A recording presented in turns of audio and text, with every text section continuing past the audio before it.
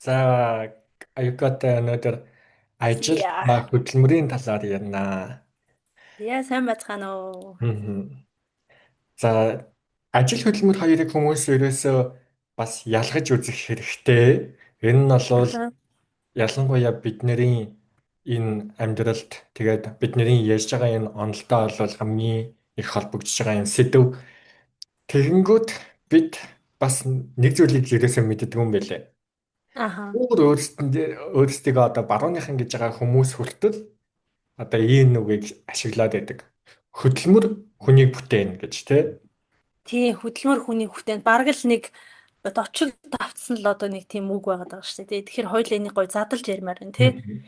Тэгэхээр Тий. хэн энийг хэлсэн гэж За.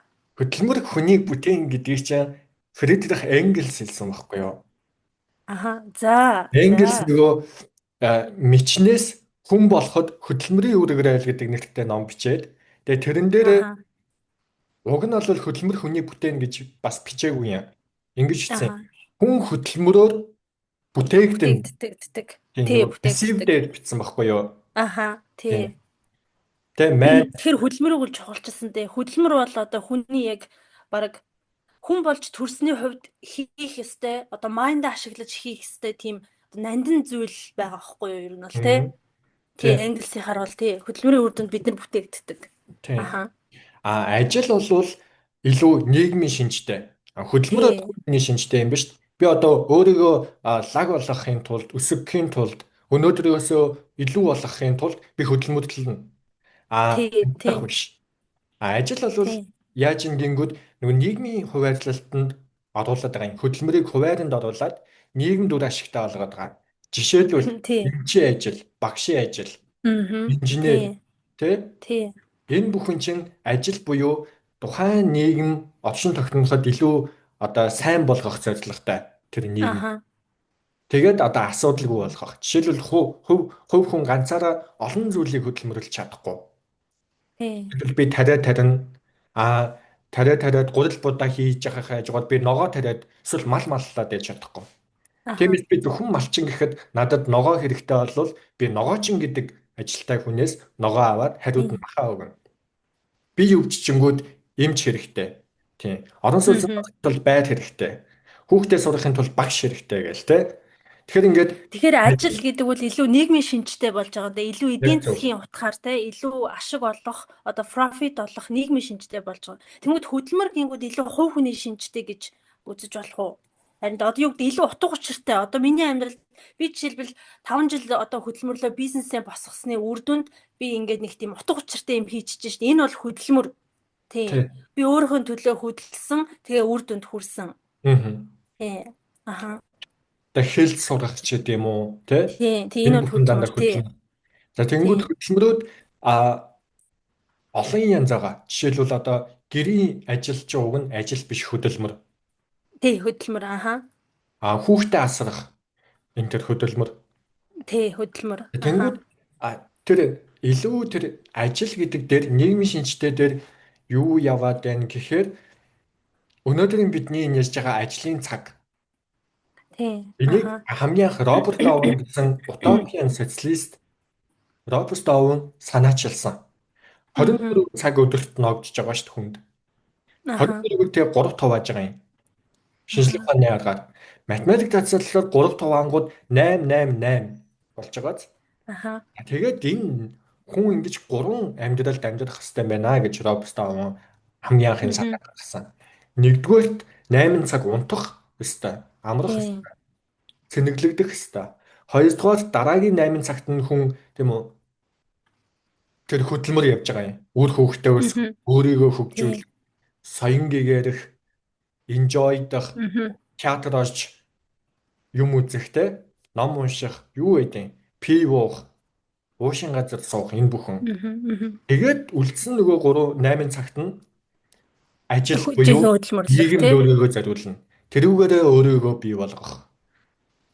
Ааха. Тэгэхээр Тэгэнгүүт энэ ойлголт бас Карл Маркстай салшгүй холбоотой шүү дээ тий. Тэгэнгүүт мгм. Карл Маркс одоо өнөөдөр биднэрт байгаа одоо ажлын 8 цагийг бий болгоход Марксийн хувь нэмэр бол одоо асар их. Ажлын 8 цагийг бий болгоход маш олон улсын одоо социалист хөдөлгөөнүүд бий болж исэн. Тэгээ за одоо Английн үйлдвэрт эмэгтэйчүүд яаж 16 цаг ажиллаж ажилсны үр дүнд хүүхдийн хүмүүжил байхгүй, гэр бүлдээ гаргах цаг байхгүй, тэр эмэгтэй хүний эрүүл мэнд байхгүй. Энэ бүхний үр дүнд Маркс энийг ажилласны үр дүнд одоо эмэгтэйчүүдийн тухай гэсэн хүртэл ном бичсэн байдаг шүү дээ, тий? Англид ах ажиллаж байгаа эмэгтэйчүүдийн тухай. Тэгэхээр Марксийн талаар хоёулаа жоохон яриа хөдөлмөртэй холбоотой. Харин тэгэл Англид тийм 16 7 цаг ажилладаг байсан тий. Тэгээд тэнд ингээд бүх асуудал нөгөө хүний 24 цагаас хамаг асуудлын тэд чинь бий болгоод байгаа байхгүй юу? Тийм учраас ажлын 8 цагийг бий болгочихж байна. За тэнгуут яг өнөөдрийн байдлаар Европт бол дэлхийн хамгийн бага ажилдаг төв. Тийм. Европт бүх улсоогоос бүр одоо зүүн Европын тэр хэдэн улсыг үл тооцвол Европын бүх улс дандаа 7 хоног 40-оос бага цаг ажиллаж байгаа. Статистик. Бага цаг ажилладаг тий. Одоо бүр ажлын 4 цаг болох гээд яриад байгаа шүү тий. Зарим улсууд. Одоо Англид, Бельги, Нидерланд, Германд айгүй олон компаниуд над ажлын 4 цаг гэдгийг чинь хэрэгжүүлээд эхэлсэн. Тэнгүүд бүтээмж нь өсөөд эхэлж байгаа юм. Хүмүүсийн аж аргалын индекс нэмэгдээд. Тий, аж аргалын индекс нь өснө, гэр бүлдээ гарах цаг нь өснө. Эн чинь давхар олон асуудал шийдэж байгаа байхгүй тий. Хүүхдийн хүмүүжил одоо юу гэдэг тий. Тэр хүмүүсийн аж аргалын индекс тэгээ сэтгэл зүйн тайван байдал гээл цаашлал нийгмийн сайхан байдалд хүртэл нөлөөлж байгаа байхгүй тий. Тэгэнгүүт хамгийн гайхалтай нь орчин үед одоо за тэр үйлдвэрийн 16 цаг мага болиё те. Бүр орчин үед энэ дэндүү их одоо капиталист нийгэм дэндүү их хөдөлмөрийг давхар мөлждөг болсон. Бидэнд үл мэддэггүйгээр. Тэрний тод жишээ бол emotional labor буюу эмоцийн хөдөлмөр. Тэгэхээр энийг бол нөгөө Америкийн социологч Hochschild хэлж байгаа шүү дээ. Эмоцийн хөдөлмөр гэдгээр. Тэгэд энэ нь одоо жишээлбэл зөвхөн хүний одоо хөдөлмөрийг авч байгаа биш. Хүний одоо сэтгэл зүйг эмоцийг хөдөлмөрлүүлж ажилуулж байгаа капиталист. Энийг бид нэр ерөөсөө мэддэггүй. Тэгээ энэ талаар Hochschild юу гэж үзсэн бэ? Эмоцийн хөдөлмөр гэж юу вэ? Тий. За Америкийн социологч Hochschild анх энэ нэр том яг өөрийнхөө номд бичсэн. Managed heart буюу одоо зохицуулагдсан одоо heart зүрхтэй. Яг тийм байглаараа биш. Тэгээ managed heart тэгээд commercializing human feelings гэж байгаа байхгүй юу? Хүний сэтгэл хөдлөлийг commercial буюу одоо арилжаалагдах гэж орчуулах юм уу да монгол хэл рүү те. Гэсэн номонда анх affective labor гэж байгаа байхгүй юу? Яг emotional labor, affective labor хоёр ерөнхийдөө нэг утгатай. Гэхдээ Hochschild яг номондоо бол affective labor гэж бол авч үзсэн байгаа байхгүй юу? За тэнгууд энэ affective labor гэдэг нь яах вэ гэхлээр хүн өөрийнхөө сэтгэл хөдлөл, өөрийнхөө юу мэдэрч байгааг нийгэмд үр ашигтай зүйл бүтээхийн тулд одоо зохицуулахыг хилжиж байгаа юм. Тэгээд энийгээ labor буюу цалин хөлсний төлөө энэ филингээ худалдах энэ процессыг affective labor гэж нэрлэдэг байгаа байхгүй юу? За одоо жишээлбэл бид нэр ямар ажлуудыг нэрлэж болох уу гэхлээр call center-ийн ажилчдыг нэрлэж болно. Онгоцны үйлчилэгчдийг нэрлэж болно. Яагаад гэвэл тэр хүмүүс үйлчлэгч нартаа илүү сайхан мэдрэмж өгөхийн тулд, илүү таатай орчин бүрдүүлэхийн тулд тэр хүмүүс яг л тийм хичнээн муухай мэдэрчээсэн хичнээн үйлчлэгч нь одоо юу гэдэг таны үйлчлэгч таны өөдөөс муухай хандж байсан ч гэсэн та тэрийг төвчих ёстой. Тий. Тэгснийхаа үр дүнд та ажлаа сайн хийсэн гэж захиралдаа үнэлэгдэнэ. Тэгснийхаа үр дүнд та нэг цалингаа бүтээ авах нь шүү тий. Тэгэхгүй нэг үйлчлэгч ч одоо өөдөөс ч муухай ажиллал ингэх юм бол би ч гэсэн эсрэгээр нь одоо ингээд шаардлага тавих хэрэгтэй гэсэн үндсэндээ шаардлага тавих юм бол чи одоо ийм ажилтсан байж одоо миний өөдөөс инглээ тий. Чамайг одоо захирал чи хэлнэ. Гээл ингээ асуудал. Тэгэхээр энэ бүхнийг дэвчгээд байгаа байхгүй юу? Дэвчсний үр дүнд чи энийгээ цалин хөлсний төлөө нэгэ худалдаад байгаамаа гэдгийг хэлээд байгаа юм. The affective labor гэдгээр. Тэгэхээр бид нэр зөвхөн physical labor хийдэг байх нь шүү дээ. Үйлдвэрт 16 цаг ажилладаг байсан чи одоо өөрчлөгдсөн байна. бид нар mental labor буюу зөвхөн оюуны ажил хийдэг чинь одоо бас өөрчлөгдсөн байна. Бид нар хахад emotional labor, affective labor гэдэг энэ категориг ярих хэрэгтэй болсон байна. Бид нар ихтэй эцээж анзаардаггүй. Хүн болгон магадгүй affective labor бол хийдэг баг. Тий. Ямар тодорхой өөрсдөө ажлын өрөөнд тий. Тий. Цовлогчд жишээлбэл хүнд тариа тарихаас гадна гол ажил нь бол одоо тариаг нь тарих гэж бодвол давхар ахаад эмоц нь буюу сэтгэл хөдлөл нь ахаа ажиллаж яадаг. Жишээлбэл заавал илдэг байх хэвээр, найрсаг байх хэвээр тийм үү? Өөдөөс нь яаж ч уудалж байсан, ямар ч асуудлаа одоо жишээ түрээд ирчихсэн, төвчээд өөдөөс нь инех хэвээр хүчээ. Тэгэнгүүт дараагийн нэг гол сонирхолтой үнцг нь энэ affective labor илүү тийм эмэгтэй хүмүүс илүү энэ лаборыг эрхэлдэг гинэ. Яагаад гэвэл энэ affective labor өөрөө тийм феминин character-ыг шаарддаг гинэ. Илүү тийм уян найланхай байх, илүү тийм бусдад тааламжтай мэдрэмж өгөх ч гэдэг юм уу те. Ийм шин чанаруудыг шаарддаг учраас эмэгтэйчүүд илүү их энэ хөдөлмөрийг эрхэлдэг гэж байгаа байхгүй юу? Эрэгтэйчүүд яг гендерээр навч үзэх юм бол эрэгтэйчүүдэд харьцуулбал эрэгтэйчүүд бол илүү заримдаа илүү одоо төс тасч байдаг юм уу те. Шууд таалагдахгүй бол бараг л ингээл авч байгаа шүү дээ те. Тэр эмэгтэйчүүд байгаад дэвчиж байдаг. Ингэснээрээ илүү тийм жоохон gender dimension буюу жоохон тийм гендерийн ялгаатай байдал бас энэ ойлголттой холбож бид нэр ярих хэрэгтэй. Тийм. Хогшилд өөрөө энэ асуудал нь тэгвэл юунд хүргээд байгаа юм бэ гэвэл хүнээс л түргээд байгаамаа гэж. Тий, яг үнэ. Alienation of the self буюу өөрөөсөө хүнээс л байгаа юм. Яг л ядангуяа эмэгтэйчүүд жишээлбэл ихэнх эмэгтэйчүүд дандаа үйлчлэгээний ажлыг хийж байгаа. Операторууд байна. Unitel-ийн 1950 юу гэдэг одоо бүх операторууд, Univision-ийн оператор. За reception-ууд. За хотелийн зочид буудлын үйлчлэгчид, цэвэрлэгч. За тэгэл онгоцны үйлчлэгчид. Юу гэдэг ийм дандаа сэтгэл хөдлөлийг ахиж ажилуулахыг шаардсан. Тий. Ажлууд дандаа эмэгтэйчүүд дээр байгаа. Тэнгүүд ялангуяа Европт бас жишээлбэл care ажил бүр маш их байдаг. Яг гэвэл нөгөө төр нь маш хүчтэй, халамжийн тогтолцоо өндөр учраас care-уудыг хөгшин хүн болгонд өгчдөг. Хүүхэд болгондоос шаардлагатай хүүхдүүдэд өгчдөг. За тэгээд care авж байгаа тэр тэтгэврийн насныхан эсвэл одоо хүүхдүүд дандаа бас тэрийг шаардна. Тэгэхээр ихэнх эмэгтэйчүүд дандаа care буюу халамжийн ажилтан хийж яадаг. Тэнгүүд эмэгтэйчүүд ахаад давхар сэтгэл хөдлөлийн хөдөлмөр хийж байгаа. Тийм учраас эмэгтэйчүүд дахиад илүү их одоо ачааг үүрдэг. Буюу энэ эцгийн эрх ёстой хоршоод бүр дараагийн төвшөнд ахаад ажиллаж яадаг гэдэг. Тий, дараагийн төвшөнд ахаад нэг зүйл байгаа. Хөдөлмөр ажил чинь ингэж явсаар байгаа. Юу тэр үйлдвэрээс илүү одоо бүрийн хөдөлмөр болсон байна шүү дээ. Ахаад дараагийн нэг зүйл бол cognitive labor гэсэн ойлголт бас бий. Тий, cognitive labor.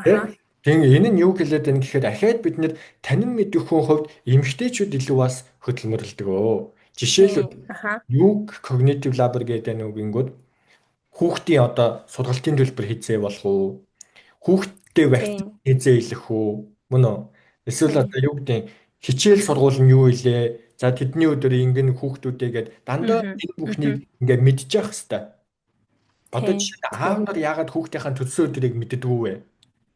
Яагаад хүүхдийнхээ аль сургууль сурдаг, ямар бүлэгт сурдаг, хүүхдийнх нь шкафын жимс амтны нэр юу вэ гэж аав нар яагаад мэддэггүй вэ? Яг гэвэл cognitive labor-ыг аав нар эрхлэхгүй байгаа байхгүй юу? Зөвхөн ээжүүд эрхэлдэг. Ээжээ дахиад гэр орноо авч явахаас гадна ажиллана. Ажиллахаас гадна ахиад тэр cognitive labor буюу бүх юмаа архиж ингэж мэдчих хэвээр. Ийм хөдөлмөрийг давхар эдэлж яадаг. Тий, тэгэхээр саяны миний хэлсэнчлээ яг тийм gender dimension буюу эмэгтэйчүүд илүү их энэ хөдөлмөрийг эрхэлдэг. Тэгээд сүүлд нэг ийм 3 артикл уншсан яг энэ affective labor-тай холбоотой. За яаж энэ нь alienation-д хүргээд байна гэдгийг жоохон тайлбарлах гэдээ оролдъё. Яг За энэ гурван артикл нь болохоор этнографийн судалгаа байхгүй юу? Антропологчид яг тухайн филд дээр очиж ингэж одоо ярилцлага хийж ингэж судалгаа хийсэн гэсэн олон одоо 12 сарын турш этнографийн судалгаа бол ихэвчлэн урт хугацааны судалгаа байдаг байхгүй юу? Яг очиод ажиглаад ярилцаад зүгээр нэг очиод асуугаад чи өнөөдөр аз жаргалтай байна уу үгүй юу? Ямар хуу байна? Цалин чи хэд вэ гэ зүгээр хэдэн асуулт асууж явчихгүй. Тэд нар чи үнэхээр дотор нь ороод ажиглан тэр хүмүүс яг юу мэдэрдгийг яадгийг гэдгийг ажиглаж одоо яг тухайн юу гэдэг филд дээр нь очиж судалгаа хийдэг гэсэн. Тэгээд энэ нийтлэлд болохоор нэг нь болохоор энтгийн call center дээр очиж судалгаа хийсэн байгаа байхгүй. Энэ call center компани нь болохоор Америкийн компани. Гэхдээ энтгэгт байдаг. Энтгэг ажилчид ихэвчлэн одоо юу гэдэг одоо оюутнууд их сургуульд орохоос өмнө тэд нэр мөнгө олохын тулд ихэвчлэн энд ажилдаг. За дараагийнх нь нэг филд work-ийн судалгаа болохоор Шанхайд буюу гоо сайхны салаанд ажилладаг эмэгтэйчүүдэд очиж судалгаа хийсэн байгаа юм. Дараагийнх нь болохоор Бээжинд одоо драмын клуб тэр нь ихэвчлэн одоо орон нутгаас орж ирсэн эмэгтэйчүүдийг ажилуулдаг юм драмын клуб. Энэ гурван газар очиж яг эмэгтэйчүүд яаж одоо affected labor эрхэлж байна гэдгийг ингээд одоо судалгаа хийсэн байгаа байхгүй юу те. Тэгээд тэр артиклуудыг ингээд уншиж байгаад одоо жишээлбэл тэр call center-ийн ажилчид ингээд асар өндөр ийм одоо surveillance буюу одоо ажиглалтын дор жишээлбэл ажиллаа хийдэг. Чи явах цагаа одоо юу гэдэг цагийн зөрүү нөгөө асар их call center-ийн ажилч чинь олон улсын хүмүүстэй ингээл ажиллана. Тэгээл амжилттай дуудлага хийхин тулд байнга одоо юу гэдэг одоо тэр хүний сэтгэл зүйг ингээл засах хэрэгтэй гэдэг юм уу? Яаж амжилттай дуудлага хийх вэ гэдгийг хүртэл тооцоолж ингэж байгаа байхгүй юу? Тэ хоолойны өнгөө хүртэл засах жишээтэй тэ жишээлбэл. За тэгэл явах цагаа бүртгүүлнэ, ирэх цагаа бүртгүүлнэ. Тэгэл зарим одоо тэр яг ажлынхын нөхцөл бол нэлээд тийм юу гэсэн үг. Одоо нэлээд тийм жоохон дарамттай маягийн гэсэн үг те. Байнга Бостон чи одоо мэддэх хэвээр байнга тайлагнах хэвээр ингэх хэвээр гэл. Тэгэнгүүт энэ нь хит хитэн юм сөрөг үр дагаварт ингээ хүргэж байгаа байхгүй юу? Нэг нь юу гэхлээрээ alienation буюу одоо тэр хүмүүс ажилласаа сайн сайхан байдлыг авахаа одоо байчж байгаа гэсэн. Илүү тийм одоо юу гэдэг одоо хөшинг юуг тайлбарлах юм alienated тийм human being болчихж байгаа байхгүй юу? Тийм байна. Тийм.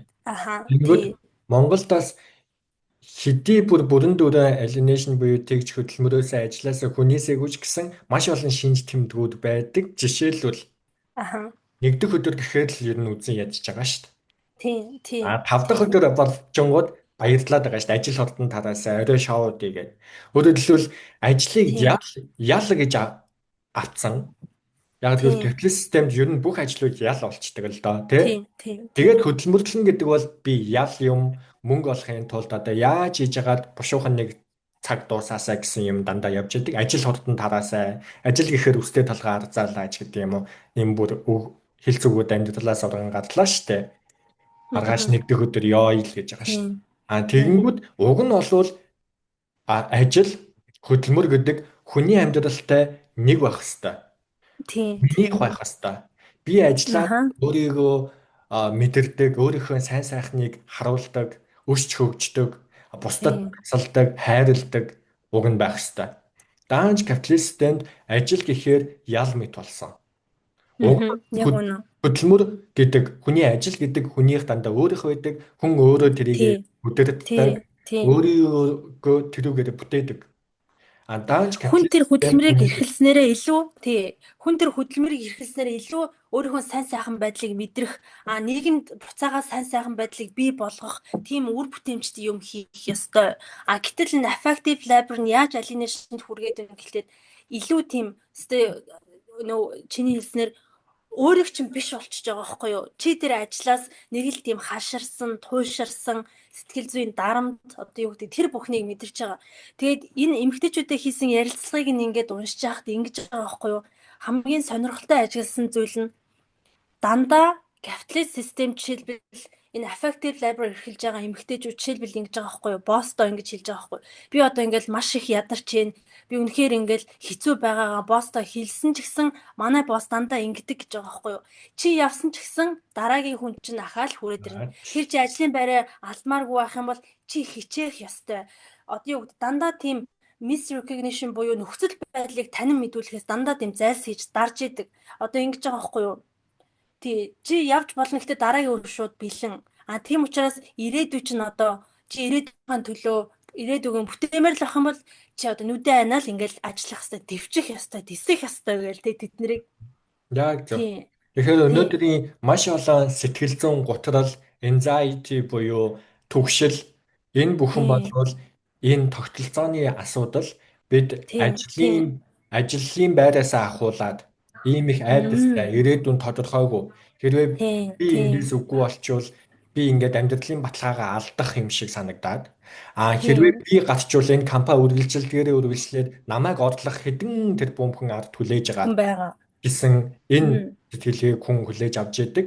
Тийм учраас сэтгэл готролд их өртдөг, стрессдэг одоо Тий. тэр стрессийгээ хамгийн гол нь асуудалч гэж бодохгүй байхад хүрдэг. Жишээлбэл Монгол хүн ялангуяа Монгол гэлтгүү дэлхийн олон оронд хүмүүс нохоо муурнаас илүү дор амьдарч байгаа жишээ байна надад.